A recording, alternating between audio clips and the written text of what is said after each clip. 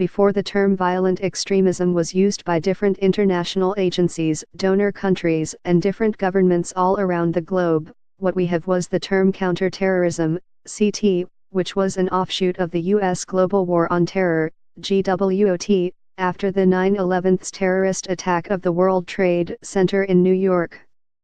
The term GWOT was a clear military response. It is a reactive approach. However, after several years had passed, the GWOT was seen as an impossible war to win.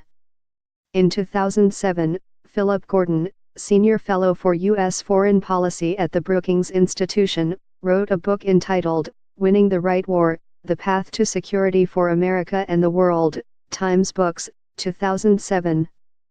In this book he wrote, less than 12 hours after the 9/11 attacks, George W. Bush proclaimed the start of a global war on terror. Ever since, there has been a vigorous debate about how to win it. However, this move by the U.S. government was counterproductive. We can see on the news what happened to Iraq and Afghanistan. Even up to this day, the conflict and massive displacements of innocent civilians are a problem that has not been settled. Gordon also raised the concept of what victory in the war on terror would actually look like.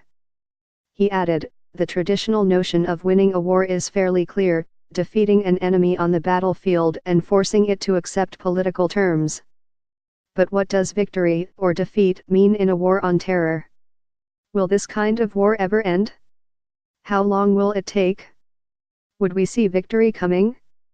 Would we recognize it when it came? These are hard questions to answer. They are straight to the point.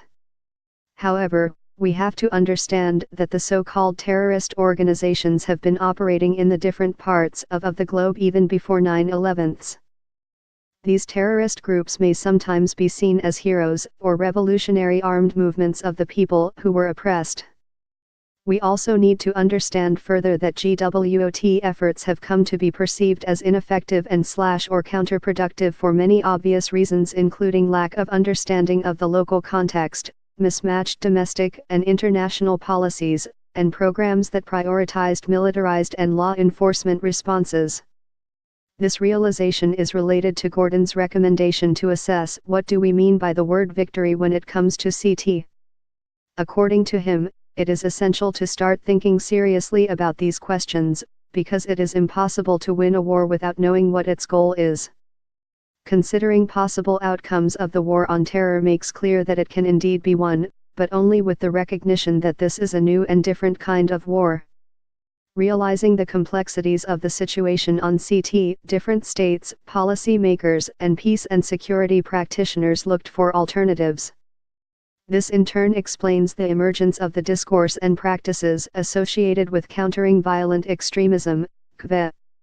The questions raised by Gordon can also be raised in the war in Marawi. How do we define victory in the Marawi tragedy?